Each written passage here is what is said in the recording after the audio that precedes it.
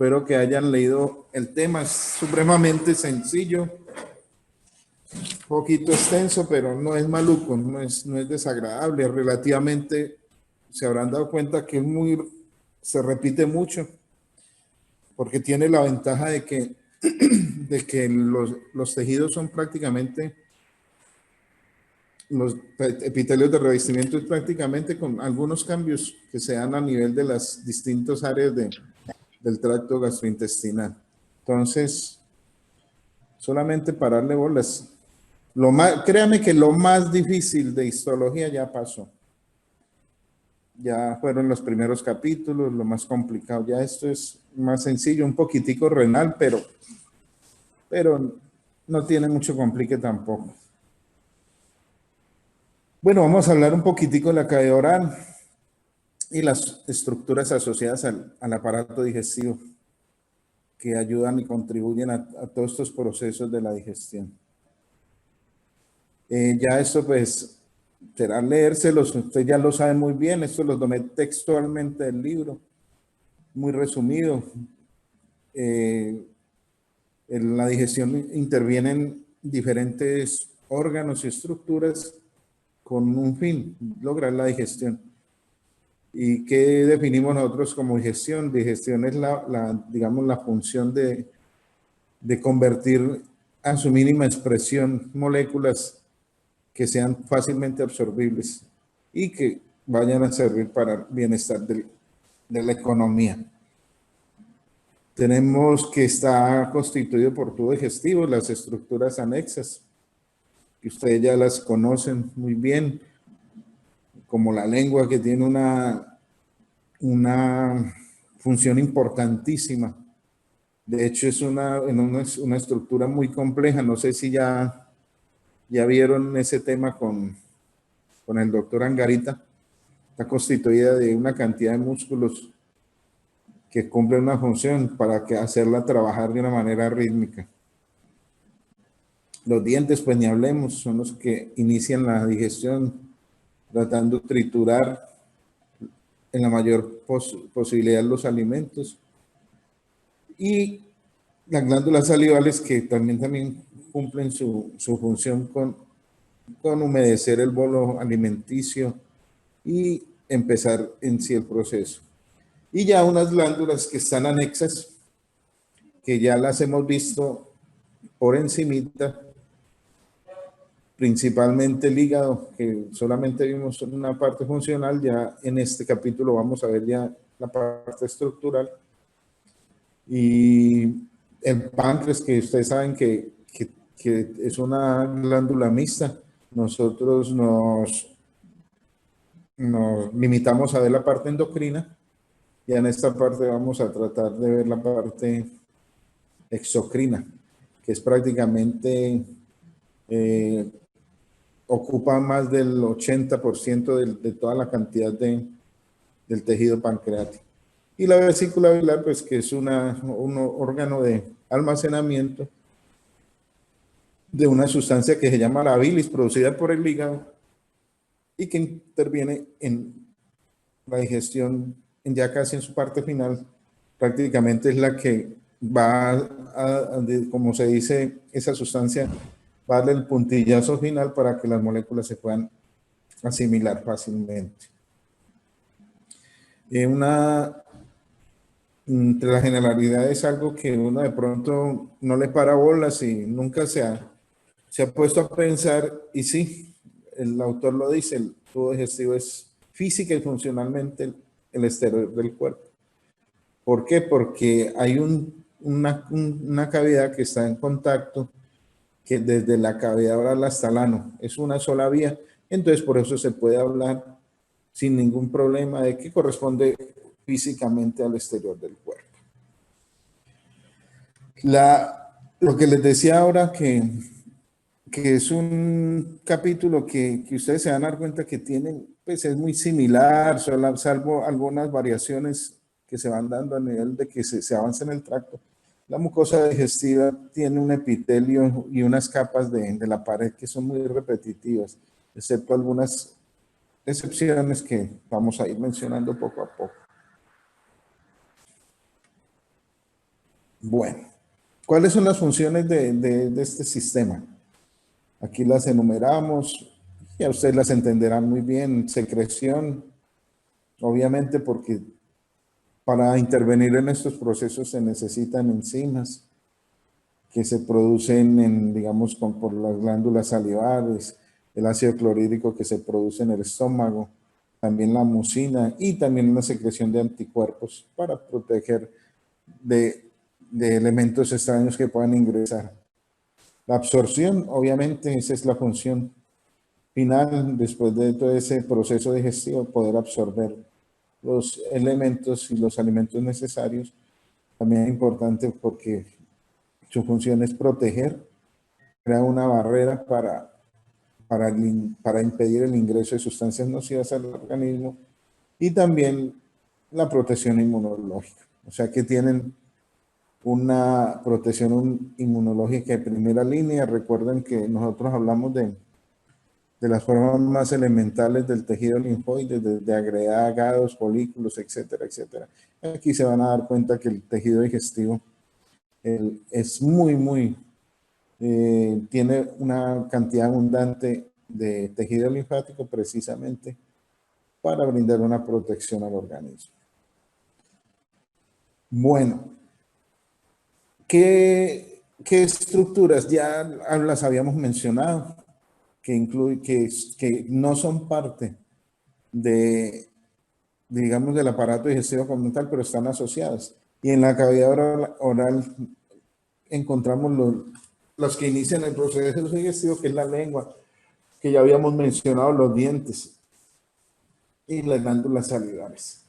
Y este es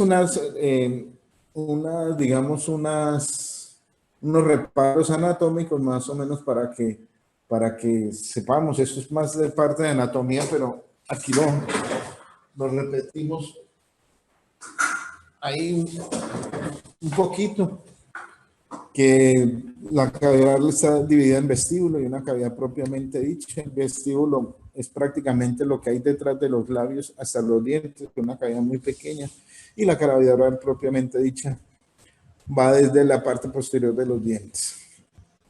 Involucra paladar blanco, pues como límites, paladar blanco, paladar duro, etcétera, el istmo. Y a eso pues encargarán ustedes de verificarlo muy bien. Más anatómica que histológica. Y solo para mencionar, porque estas las vamos a ver ahora un poco en más detalle, las glándulas salivales, principalmente son tres. Son la parótida, que es la glándula salivar mayor.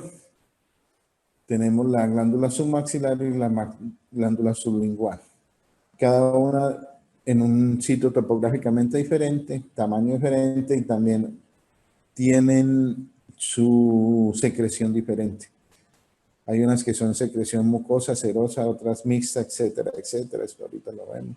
Importante también para que lo recuerden, porque esto, como les digo, anatómico, que el conducto, como es una glándula tan grande, tiene un conducto grande que es la parótida, que tiene el conducto de Stenn, por donde se elimina la saliva. La glándula submaxilar, que es un poco no, es más pequeña que la glándula parótida y también tiene un conducto que es el conducto de Wharton. Listo, las otras son glándulas pequeñas que pues no se les da nombre a los conductos, pero se sabe que existen porque igual son glándulas de secreción y una de las características de las glándulas de secreción es que tienen conductos por donde no eliminar, sacar y producir. Otras estructuras que más bien están presentes y esto se hace como, pues su razón de ser es la protección, que son las amígdalas. Pues algunos no hace muchos años 60, 70, solo bastaba que una persona manifestara un episodio de amigdalitis y de una vez se le retiraban. Cosa mal hecha, porque pues en esa época no se sabía la importancia de las amígdalas. Ahora, para que se llegue a la determinación de que hay que eliminarlas, pues se se requieren, hay protocolos, ¿cierto? Por ejemplo, uno de ellos es que mínimo tienen que haber de 3 a 4 episodios severos en un periodo de un año para poder considerar en tomar la decisión de hacer la amilectomía. Importante saber que nosotros generalmente cuando hablamos de amigdalitis o que tiene las amígdalas inflamadas, generalmente se habla o estamos refiriéndonos a las más grandes, a las que son de mayor contenido de tejido linfoide, que son las amígdalas palatinas, pero miren que hay otro tipo de amígdalas, o sea, de agregados linfoides. Tenemos las tubáricas, también están las amígdalas faríngeas y las linguales. Esas amígdalas faríngeas también de mucha relevancia, sobre todo en menores. Tienen la característica que en una edad preescolar o inclusive escolar se agrandan demasiado con procesos infecciosos repetitivos y también muchas veces son extirpadas, muchas veces en conjunto con las palatinas, porque producen unas obstrucciones respiratorias severas que muchas veces son causas inclusive de mucha morbilidad, inclusive de mortalidad también, si el tamaño alcanza a ser tan grande que obstruya definitivamente la vía respiratoria. Entonces esa es la importancia clínica. Y saber que las adenoides son unas amígdalas, como están las palatinas, las tubáricas, faríngeas, linguales, para que sepan y conozcan que existen y que tienen su localización en la cavidad oral. Bueno, hay dos tipos de revestimiento en esta cavidad oral. Tenemos una mucosa de revestimiento normal, que está en los labios, mejillas, etcétera, etcétera, y tenemos una mucosa especializada. Es importante que sepan que únicamente está tapizado la cavidad oral por un tipo de epitelio. ¿Y cuál es ese tipo de epitelio? Ya lo hemos visto, lo conocen muy bien, que es el epitelio plano estratificado, que en algunas partes está queratinizado, en otras partes no. Generalmente hay también sitios donde no debería estar queratinizado, pero por hábitos, o no digamos hábitos, malos hábitos de las personas, pueden llegarse a queratinizar esto como respuesta del organismo a esa agresión. Eso me refiero, por ejemplo, a las personas que mastiquen cosas, mastiquen, a veces se meten objetos a la boca o a veces comen alimentos de una consistencia muy dura. Entonces esto hace que se produzca esa fricción con la cavidad oral, el epitelio, y muchas veces se queratiniza en áreas, pero no, lo habitual no es que el epitelio de la cavidad oral esté tapizado, únicamente el de la lengua, teóricamente, pero como les digo, muchas veces se queratiniza. Y en la mucosa especializada tenemos principalmente, está restringida a la superficie dorsal de la lengua, que es un epitelio plano estratificado muy queratinizado. Y esto explica precisamente el porqué, la función que tiene la lengua. Listo. Aquí tenemos una forma, un esquema de la cavidad oral para que nos ubiquemos: paladar blanco, paladar duro, las piezas dentarias, etcétera, para que ustedes la asocien. Pero esto más que todo es para parte anatómica. Y esta es una imagen del epitelio plano estratificado queratinizado. Pues siempre, nunca se olvide, epitelio plano estratificado queratinizado, principalmente en la lengua y en otras áreas, puede ser por procesos fisiológicos de defensa del epitelio para protegerse de agresiones. Bueno, ya les había dicho que la lengua juega un papel importantísimo en la digestión. En la primera parte tiene una composición muscular muy compleja, son una cantidad impresionante de músculos en diferentes tamaños, formas, direcciones, y se interrelacionan de una manera perfecta para poder cumplir su función. ¿Y qué tenemos en la lengua? En la lengua tenemos papilas. No sé si ya con Ever verían eso. la parte fisiológica, yo les hablo de la parte morfológica. Tenemos 4 tipos de papilas. Obviamente ustedes ya saben cuál es la función de las papilas. Una es la mecánica y la otra es fisiológica. La fisiológica hace referencia a la percepción de los sabores. En primer lugar, mencionar las filiformes, que son papilas las más pequeñas y que tienen una característica muy especial, que no contienen corpúsculos gustativos. Esa es la característica especial de estas papilas en referencia a las otras. Tenemos las papilas fungiformes que se distribuyen por toda la superficie dorsal, tienen mayor predominio, se encuentran más en la punta de la lengua y tienen corpúsculos gustativos. Las caliciformes son las más grandes de todas. Inclusive son visibles casi, o casi no son visibles a simple vista. De 8 a 12 es el número y se encuentran por delante del surco terminal. Y también tienen corpúsculos gustativos. Y en último, las papilas foliadas, que también están en un número abundante. Su nombre obedece a que por la posición se ven como folios, o sea, hojas de un libro.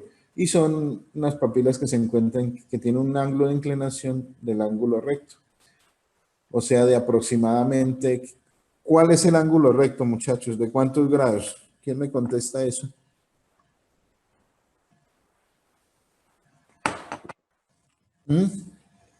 ¿O ya se le olvidó la matemática? 90 grados. ¿Cuántos? El ángulo recto tiene 90 grados, profe. Muy bien, 90 grados. Pero ahora que veamos la imagen, pues no son tan 90 grados, un poquito menos, pero pues como para efectos didácticos se habla de que tiene una inclinación de ese lado. También tienen corpúsculos gustativos. Bueno, aquí tenemos la lengua, una pieza coroica. Ahí vemos las diferentes papilas, como les decía, las más grandes son visibles, muy visibles a simple vista. Y para que miren su ubicación y ya sepan a qué nos estamos refiriendo. Y estos ya son los cortes histológicos. Como se darán cuenta, tienen una capa muy gruesa de queratina, que es lo que alcanzamos a ver acá.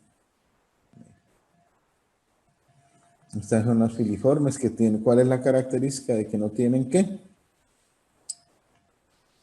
Que las diferencia a todas las demás. No tienen corpúsculos.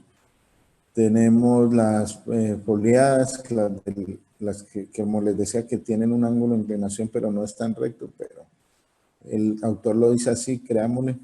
Tenemos las fungiformes y tenemos las circunvaladas o caliciformes, que son las más inmensas de todas. ¿Listo? Entonces, mire, la misma estructura, epitelio plano, estratificado, en unas áreas supremamente engrosado. Esto se llama, técnicamente se llama un epitelio acantótico engrosado. Y cada una con sus corpúsculos gustativos. Bueno, ¿qué encontramos en esos corpúsculos gustativos, muchachos? Encontramos 3 tipos de células, las neuroepiteliales, que son las sensoriales, pues las que van a percibir el sabor a los alimentos o a las sustancias que ingresan. Y son las que van a hacer sinapsis con el nervio facial y con el glosofaringeo y el nemogástrico. ¿Cierto? Eso es lo más importante que tienen que saber. Ya lo van a profundizar en fisiología. Las células de sostén, que también son muy importantes, por su nombre le dice, le da sostén al corpúsculo, y células basalas que se encuentran en la parte basal, que funcionan muchas veces como células madre. Bueno, ahí tenemos una imagen, el esquema y la fotografía. Entonces, para que se vean, aquí tenemos las células sensoriales, las que van a percibir el gusto. Quiero que la célula no es solamente lo que señala acá. Esto lo que está señalando es el núcleo. La célula va, mire, desde la base hasta la superficie, como una media luna. Aquí muestran es el núcleo, no vayamos a pensar que es el núcleo, es totalmente.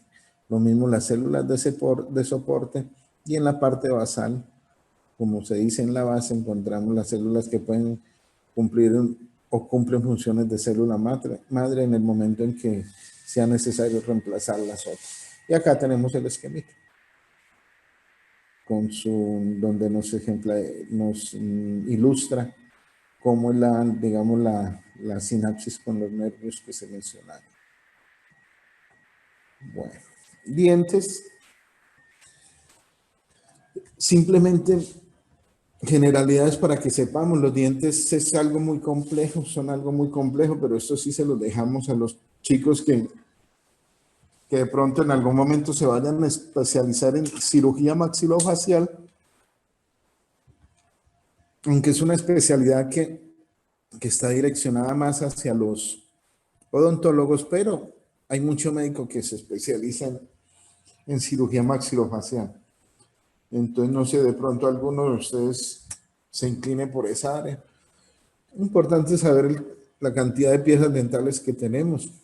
En el adulto 32, en el niño 20, que son los denominados dientes de leche, o que en el lenguaje popular, o también dientes residuales. ¿Cuál es la composición básica de estos dientes? Está compuesto principalmente por estas tres sustancias. Esmalte, que es el que recubre la pieza dentaria, que es la sustancia más dura que se encuentra en todo el organismo, constituida por una sustancia que llama la hidroxiapatita, que esa le da la dureza, el que reviste el diente.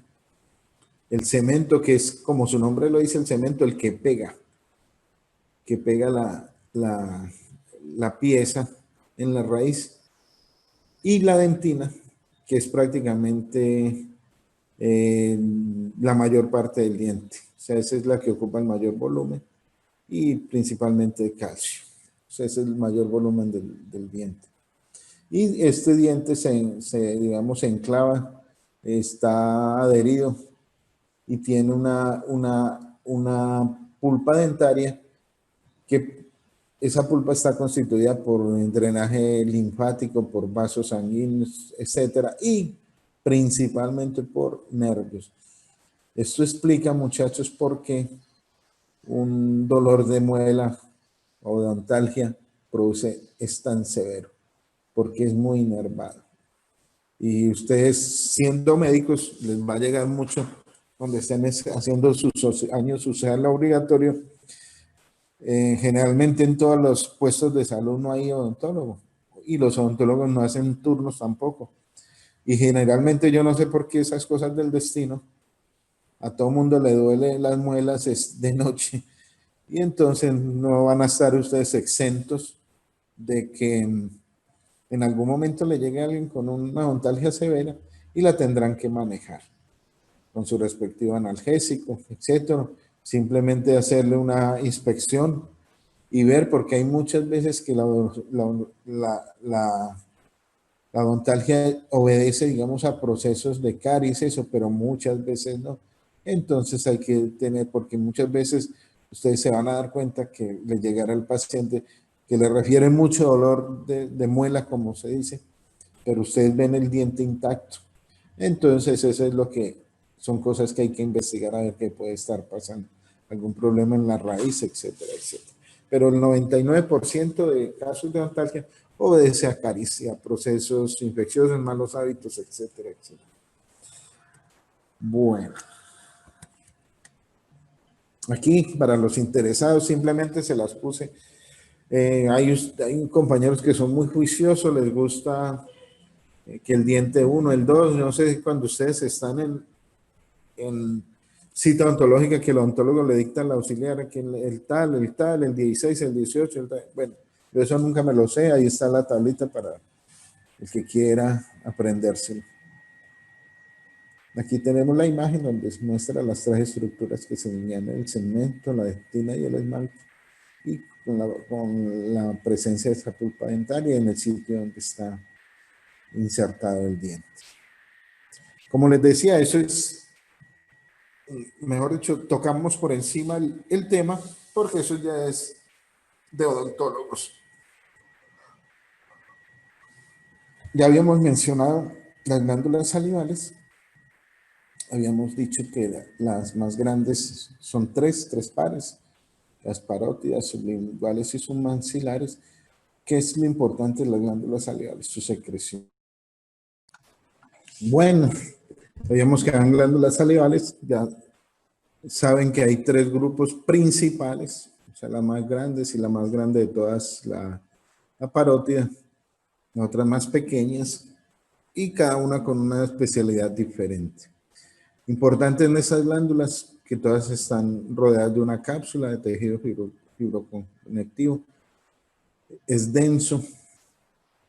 Esta cápsula emite tabiques hacia el interior de la glándula y esto hace que se forme un patrón lobular y muchas veces lobulillar. Es lo importante en esta glándula salivales, muchachos, saber que tiene una unidad básica que se llama la cialona. ¿Y en qué está constituida la cialona? Es simplemente la sino glandular, o sea, las glandulitas con un cemento de conducto de excreción. Eso es básicamente la cialona. Hay tres tipos de grupos de acinos, o sea, de los que producen en sí la saliva. Están los acinos serosos, o sea, única y exclusivamente, se darán cuenta, hay unas glándulas que son únicas y exclusivamente producción serosa. Hay otras que son única y exclusivamente secreción mucosa y hay otras que tienen tanto producción serosa como producción mucosa y también a veces tienen la secreción mixta, pero una producción en mayor proporción que la otra. Aquí tenemos, miren, para que, y es un ejemplito muy claro.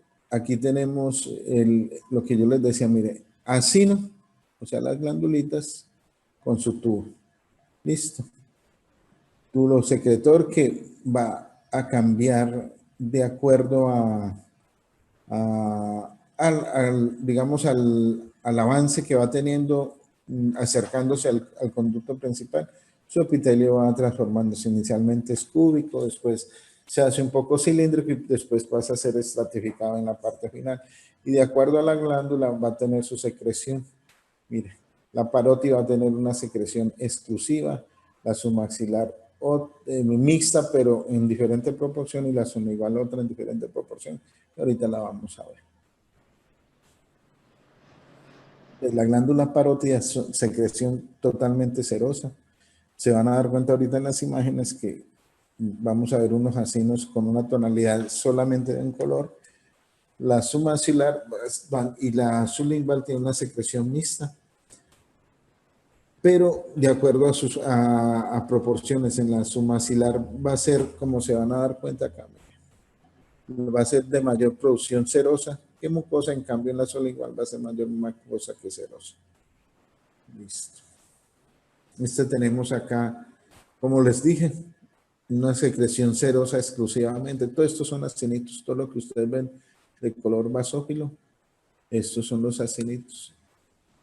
Y todos se ven cuando es una producción serosa, se ven así. Entonces miren lo que yo les hablaba, tabiques, tejido fibroconectivo que se introduce y le da esa apariencia a la glándula, de apariencia lobular o lobulillar. Mire aquí que ya vemos dos tipos de acinos para que los empiecen a reconocer. Células mucosas, y ténganlas muy presentes porque vamos a encontrar glándulas mucosas por el resto del tubo digestivo en muchas partes, en diferentes proporciones también, y no necesariamente asociadas a glándulas. Acá las vemos en una glándula, pero esos glandulitas mucosas las podemos encontrar aisladamente sin necesidad de que estén en una glándula grande. Por ejemplo, en la lámina propia del esófago encontramos, en la pared gástrica encontramos, etcétera, etcétera, etcétera. Aquí tenemos la mandíbula. Mire cómo cambian las proporciones. Serosa, mixta, pero el predominio serosa, y mixta, pero el predominio mucoso. Para que tengamos en cuenta esas imágenes. Bueno. producen las glándulas salivales? Pues obviamente saliva. ¿Y para qué sirve la saliva? Tiene muchas funciones. Humedecer la mucosa oral, humedecer los alimentos para que sean más deglutidos más fácilmente. También proveer un medio para que los alimentos que se encuentren en suspensión y se estimulen químicamente los corpúsculos gustativos. Estos hacen los alimentos en unión con la saliva, hacen que los diferentes sabores sean percibidos con mayor facilidad. ¿Qué es importante saber, muchachos, de la saliva? Que se producen aproximadamente, mire, que uno no lo creyera, 1.200 centímetros cúbicos al día en una persona adulta. O sea que son de una producción impresionante, porque es que imagínense lo que es 1.200, es como esa botella de Coca-Cola o de gaseosa es 1,25 litros, básicamente es eso. O sea que tenemos mucha producción y obviamente ustedes se darán cuenta que nuestra cavidad oral siempre está húmeda, a no ser pues que estemos en un estado de deshidratación, pero generalmente está húmeda y esto obedece precisamente a esa secreción tan intensa de las glándulas. Todas estas son las características: amortiguar el contenido de la cavidad oral, a causa de su gran concentración de iones de bicarbonato, digerir carbohidratos, controlar, este es importantísimo, controlar la flora bacteriana en la cavidad oral, y también una fuente de iones calcio y fosfatos que son indispensables para el desarrollo y mantenimiento de los dientes. Entonces, estas funciones, para que las repasen bien y las tengan presentes. Bueno, aquí, para que tengamos una idea, estábamos acá, ya vamos a empezar a bajar, y todas estas son los elementos que poco a poco iremos evacuando.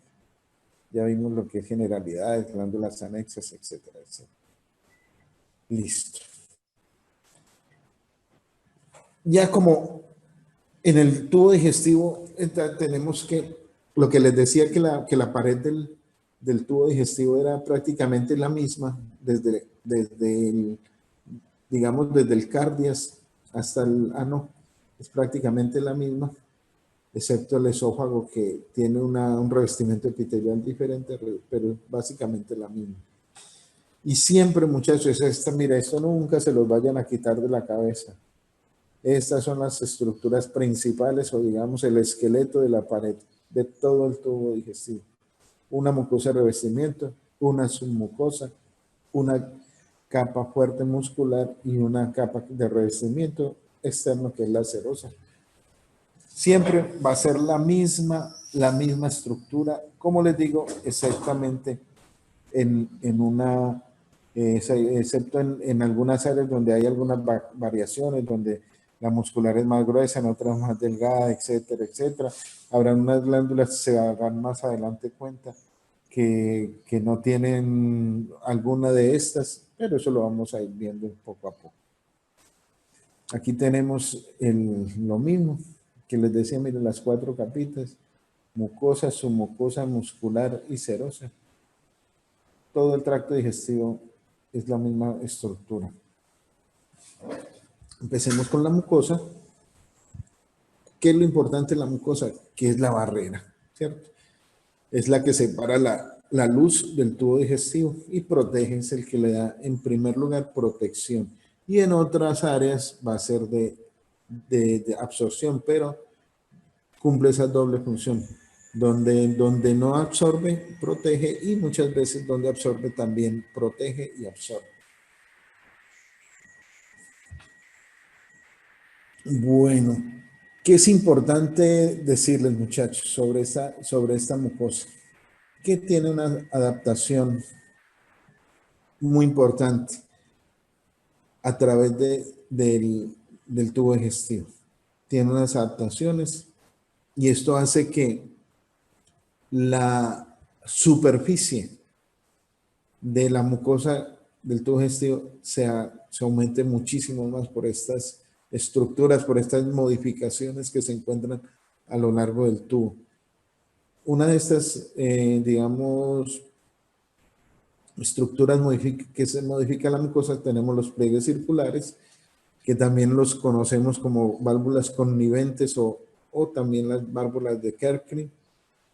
Son unos pliegues, o sea que la mucosa se vuelven pliegues y al aumentarse en los pliegues, pues obviamente va a aumentar la superficie de la mucosa. ¿Cuál es la característica de estos pliegues? Que esto se da en áreas y con una orientación circunferencial. Entonces, los encontramos en el intestino principalmente y esto hace que en la superficie, sobre todo en el intestino delgado, y ustedes sabrán que el intestino delgado es donde se da la absorción, entonces esto aumenta la superficie impresionante de absorción de la mucosa del tubo digestivo. Además de esos pliegues circulares que aumentan muchísimo el área de absorción, también encontramos las vellosidades, que son unas proyecciones de la mucosa que cubren toda la mucosa en el intestino delgado. Y este es el sitio donde se da la absorción principalmente. Y estas vellosidades a su vez tienen unas microvellosidades, que son otras proyecciones adicionales que también le dan, digamos, muchísima más extensión extensión para absorción a los alimentos. Y encima de eso, las microvellosidades contienen a su vez unas estructuras que llaman glucocáliz, que se proyectan desde la membrana y esto hace que le dé una superficie adicional más para que los alimentos se adhieran y después ser absorbidos, ¿cierto? Entonces tienen que diferenciar muy bien entre absorción y absorción. Absorción es adhesión, adherir, absorción es ingresar. Volvemos y repetimos otra vez, mire, superficie. Estos son los pliegues circulares o de Kerckring, y estos a su vez tienen las vellosidades, y las vellosidades a su vez las microvellosidades, y en las microvellosidades encontramos el glucocáliz. Entonces espero que esto les quede muy claro, esto es exclusivo del intestino delgado. Aquí otro esquemita para que nos quede más claro. Mira, el pliegue de Kerckring, que aumenta muchísimo la superficie, las vellosidades y estas, las microvellosidades. Tenemos, etcétera, etcétera. Otro esquema, mucho más, digamos, para que veamos todas las capas de la pared del tubo digestivo. Mucosa, submucosa, muscular y serosa. La misma estructura. Bueno. La función secretora de la mucosa digestiva, como su nombre lo dice, es proporcionar sustancias, ¿cierto? Tenemos que, como yo les dije ahora, que más adelante encontraríamos unas glandulitas que no necesariamente iban a estar circunscritas a una glándula grande, ¿no? Que las encontramos por ahí en áreas. Entonces, es muy sencillo, muy fácil encontrar en las diferentes partes del tubo glándulas de secreción mucosa que se encuentran principalmente en la lámina propia. ¿Qué es la lámina propia? La estructura que está inmediatamente después del epitelio. Ahí encontramos, sobre todo en el esófago, encontramos muchas glándulas mucosas. Tenemos también las glándulas submucosas, que también son glandulitas que secretan alguna sustancia que se necesita para la digestión. Este caso especial lo tenemos en el intestino delgado, en la primera porción básica principalmente, y son unos grupos de glandulitas que se llaman las glándulas de Brunner. Eso, digamos, es un reparo histológico para nosotros darnos cuenta que estamos viendo intestino delgado, duodeno.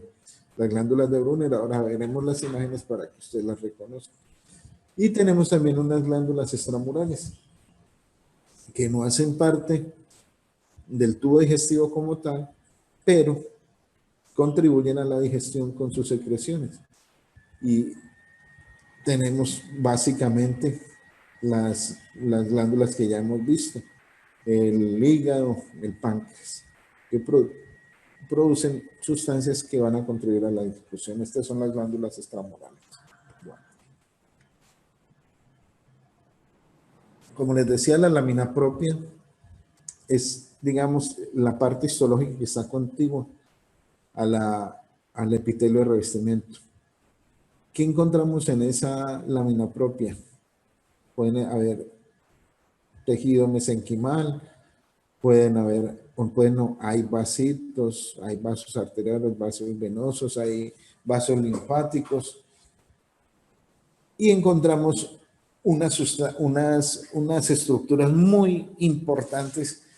Acuerdan que hablábamos cuando iniciamos la clase de que había mucho tejido linfático, y es lo que llamamos el tejido linfático difuso, que ustedes ya saben de qué se compone, que son agregados linfoides.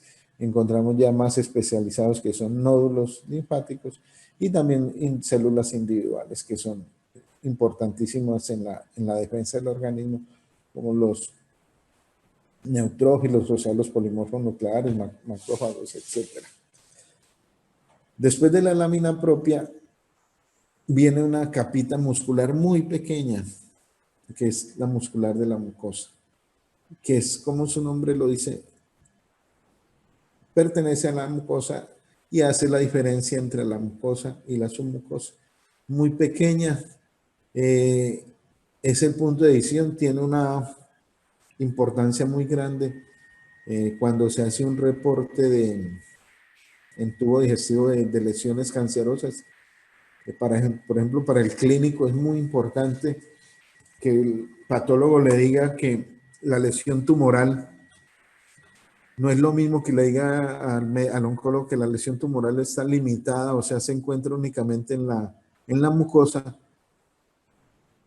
Y es muy diferente a que le diga, no, ya el tumor sobrepasó la muscular de la mucosa, porque eso ya cambia el manejo. O mucho más diferente que le diga, no, ya no solamente atravesó la mucosa, sino la submucosa, pasó la muscular de la mucosa, y encima de eso llegó hasta la muscular propia. Son estadios del cáncer que lo veremos el semestre entrante, y ustedes se van a dar cuenta que cambian totalmente el pronóstico de una enfermedad, de una neoplasia. Entonces, ese reparo anatómico, además de que nos dice que estamos terminando la mucosa y vamos a pasar a la submucosa, también clínicamente es muy importante en lo que se respecta a tumores y otras cosas. Bueno. Submucosa también es un tejido conjuntivo, también tiene vasos, tiene nervios, es importante.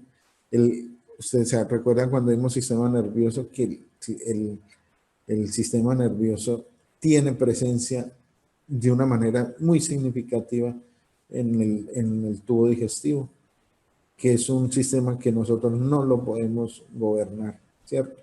Y que ya ya está conocido, algo independiente, y unos autores lo denominan como el sistema nervioso entero, que es una división del sistema nervioso autónomo. Tiene muchas estructuras nerviosas, incluso, muchachos, retomando el tema que les había dicho, de que no era lo mismo que la lesión estuviera a nivel de la mucosa, de la lámina propia, o que atravesara la muscular de la mucosa. También es muy importante estos reparos anatómicos pensar de que el tumor ya invadió la parte neurológica, el sistema nervioso. También cambia el pronóstico, cambia el manejo médico. Y muchos cánceres es posible en los cortes histológicos ver que rodean totalmente estos plexos nerviosos que se encuentran en la pared. Y eso también cambia un poquito el pronóstico de la enfermedad. La muscular externa es la que le da, digamos, el mayor grosor a la pared. Es gruesa, lo vamos a ver, se darán cuenta está constituida por dos capas principalmente, una con orientación circular y la otra con orientación longitudinal. Es importante saber que entre esas fibras nerviosas de tejido de músculo liso encontramos un plejo nervioso que es muy importante, que se llama el plejo mientérico o plejo de Auerbach. Cuando lo queremos buscar, lo debemos buscar es entre las fibras musculares. ¿Cuál es la función básicamente de este músculo? Pues obviamente impulsar, darle movilidad, motilidad a la pared, hacer que los alimentos pasen, se les facilite su avance, ¿cierto? Eso es básicamente producir una serie de movimientos rítmicos que contribuyen a que vaya avanzando el bolo alimenticio. Y en la parte final, el bolo fecal. Bueno. En el tubo digestivo encontramos varios esfínteres. ¿Qué son esfínteres? Son engrosamientos de estas capas musculares con una función básica prácticamente de evitar que el alimento o del contenido que va transitando se devuelva. Eso es lo que hacen los esfínteres. Es digamos, como un retén que impide que los alimentos o ya la parte de desecho se devuelva. Se imagina donde fuera un tubo totalmente permeable a todo eso, sería una locura.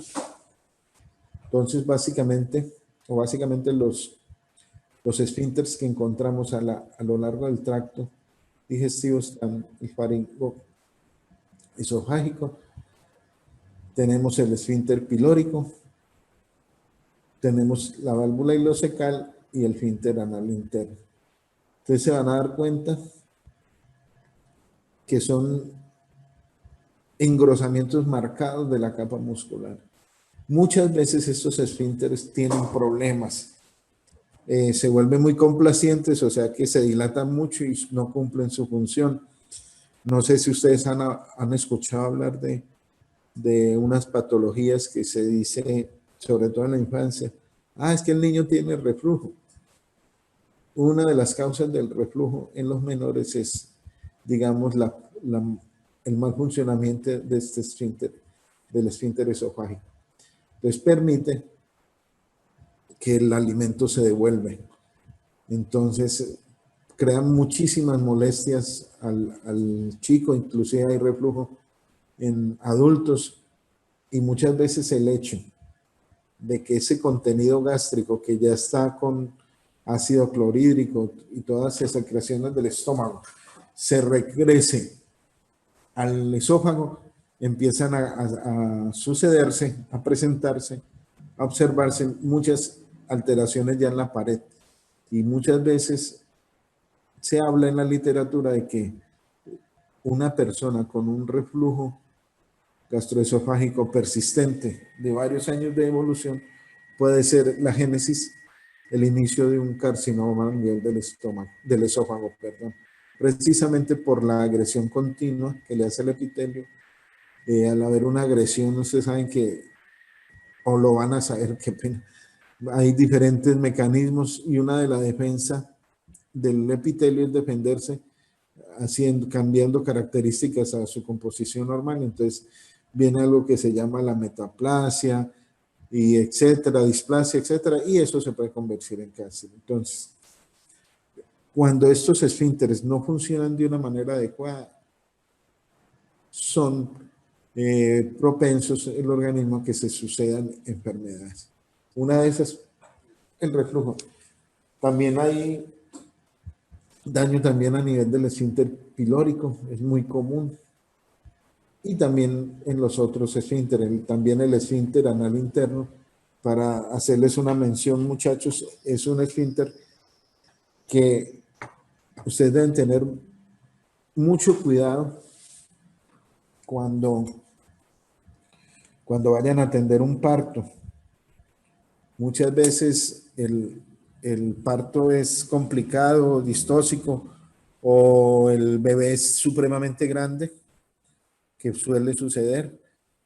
Entonces, cuando este bebé grande, generalmente cabezoncitos, al salir con mucha fuerza, muchas veces hacen un desgarro vaginal completo y de encima hacen un desgarro del esfínter.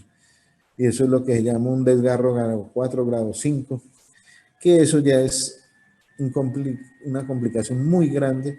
Hay que saber reparar, para eso de una vez les aviso, para que cuando lleguen a gineco le paren bolas a cómo reparar el esfínter inmediatamente después del parto. Hay unos esfínteres que estamos como médicos generales capacitados para repararlos. Hay otros que ustedes definitivamente cuando el desgarro es supremamente grande lo tendrán que remitir a que sea reparado por los ginecólogos.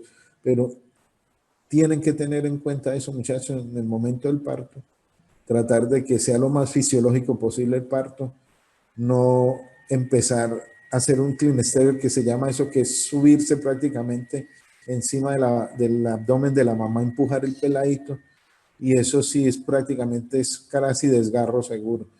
No desesperarse, el parto es fisiológico y tiene sus tiempos y hay que saberlos esperar. Muchas veces uno ve ya la cabecita del fetico y asomarse y uno quiere es que ya salga, ¿no? Pero hay que darle chance a que el mismo útero con sus movimientos empiece a desplazar el bebé. Esto simplemente como para que lo tengan en cuenta. Entonces, este esfínter anal muchas veces se rompe con un parto con algún grado de complicación o por el tamaño del bebé. Y la última capa, perdón, es la serosa y adventicia, que es la que reviste el tubo digestivo. Tiene en unas áreas se llama serosa, en otras se llama adventicia. La serosa es una capa de epitelio que se llama el mesotelio.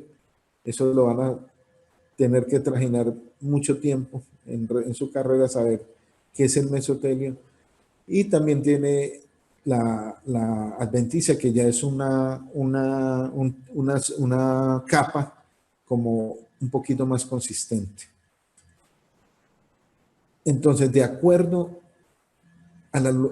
digamos, a la localización de la parte del tubo digestivo, encontramos que en unas partes está revestido por serosa y en otras partes está revestido por adventicia. Eso lo vamos a ir viendo poco a poco. Cada vez que veamos un órgano, vamos a decir, este está revestido por serosa, este está revestido por adventicia. Bueno, ya después de todas estas generalidades, vamos a ingresar ya a la primera parte del esófago. Aunque con todo lo que vimos, muchachos, ya hemos avanzado mucho en todo lo que viene y se nos hará un poquito más ágil el avanzar en toda la parte del tubo. Bueno, el esófago, ¿qué es el esófago? La primera porción después de la cavidad oral es un tubo muscular. ¿Cuál es la función? Conducir los alimentos desde la boca hasta el estómago. Aquí les anoto la longitud del esófago, que muchas veces son datos que uno nunca le para bolas, pero es importante saberlo, inclusive por cultura general. El esófago en un adulto mide aproximadamente 25 centímetros. A pesar de que es un tubo, no quiere decir que siempre esté dilatado. La mayor parte del tiempo está colapsado y se dilata únicamente cuando el bolo alimenticio está pasando por ahí, ¿cierto? Una de las diferencias, yo les decía, de epitelio en el tracto digestivo es el revestimiento epitelial interno.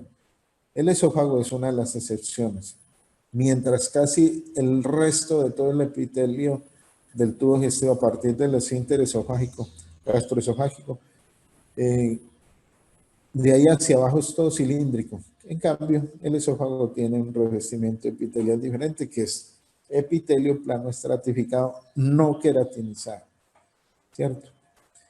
Lo mismo que el de la cavidad oral, no queratinizado, pero también tiene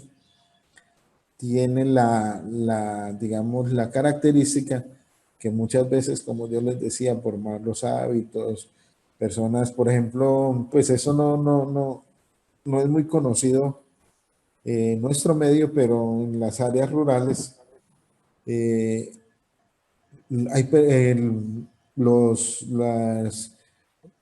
estos trabajadores del agro, cuando son jornadas muy extensas, mastican algunas plantas que les van a dar un poquito más de, entre comillas, energía, o que lo que más bien sucede es que les inhiben el centro en el cerebro de que produce el apetito, y como es, por ejemplo, el del consumo de mascan la coca, la hoja de la coca. Es muy común estos trabajadores del agro, donde hay coca, comen mucha coca. Claro, eso, ustedes saben las sustancias que tiene la coca y eso les da una falsa creencia de que se siente más fuerte. No, no es que sea más fuerte, sino que les inhiben el apetito. Una de las sustancias que tiene esta hoja. Y al comer esta hoja tan gruesa, hay unos que simplemente la mascan y la eliminan. Entonces los cambios a nivel de epitelial se ven en la cavidad oral, pero hay otros que no solo la mastican, sino que la tragan. Entonces pueden empezar a causar problemas a nivel del estómago. Y estas agresiones sobre la pared pueden producir en algún momento un evento que se llama una metaplasia, que es el cambio de un epitelio por el otro. Listo. ¿Qué encontramos de posterior a ese epitelio plano estratificado? Tenemos la lámina propia en toda su extensión y ahí tenemos muchas glándulas mucosas, precisamente que requiere el esófago para contribuir en el bolo alimenticio para que se desplace de una mayor y eficiente forma. ¿Qué tenemos además del epitelio, que es diferente al resto del intestino? Prácticamente lo mismo, muscular, de la mucosa, tenemos la submucosa, tenemos los plejos, etcétera, y la muscular externa. Lo mismo, una circular interna y una longitudinal externa. Pero es diferente. Mire, esta es una variación para que la tengan muy en cuenta. La muscular externa es diferente del resto del tracto digestivo porque su tercio proximal es de músculo estriado. O sea, la primera parte del esófago no tiene músculo liso, sino músculo estriado. ¿Listo? ¿Por qué? Porque es una continuación de los músculos que están presentes en la faringe. ¿Listo? Es una de las variaciones con referencia al resto del tubo digestivo es eso, que en el tercio proximal del esófago, la muscular no es musculatura, el músculo liso, sino músculo estriado. Y la capa más externa en el esófago corresponde a la adventicia, o sea, un tejido conjuntivo laxo que la reviste. También encontramos glándulas esofágicas propiamente dichas y unas glándulas en el tercio distal, muy próximo al cardias, a la unión con el esófago, que se llaman las glándulas esofágicas cardiales. Este es un corte transversal del esófago para que ustedes miren, que es el mismo. Esto lo vamos a ver repetitivamente, pero con la diferencia de que tenemos aquí un epitelio plano estratificado, no queratinizado. Y miren la muscular que es bastante gruesa. La presencia de agregados linfoides, tejido linfoso difuso, también nódulos linfoides ya inclusive secundarios con su centro, etcétera, etcétera. Un corte más próximo, a mayor aumento, epitelio plano estratificado. Miren, dense en cuenta que no hay queratina en la superficie. Y tenemos los diferentes áreas, la lámina propia, mira aquí tenemos la muscular de la mucosa, etcétera, etcétera, glandulitas, vasos, etcétera. Una imagen de esta generalmente es muy susceptible a que la confundamos con piel, porque ustedes saben que la piel tiene epitelio, pero unas cosas que podrían ustedes decirles que no estoy en piel, sino en eso, precisamente la muscular de la mucosa, o muchas veces que encontremos una glandulita en la lámina propia, entonces ya eso nos daría argumentos suficientes para pensar que no estamos en piel. Miren, glándulas son mucosas, ductos, todas esas estructuras las podemos encontrar a lo largo del esófago. Bueno, muchachos, para que no dejemos esto empezado, dejemos ahí. Yo creo que vamos a buen ritmo. Necesito que preparen muy bien el estómago, sobre todo las áreas topográficas. De una vez les adelanto, hay una distribución topográfica desde el punto de vista de los anatomistas, otros desde el vista de los médicos, con algunas diferencias, entonces para que las tengan en cuenta y así nos rinda. Y sobre todo las secreciones de acuerdo a las diferentes áreas del estómago. Ya son las 7:35, entonces sí, suspendamos ahí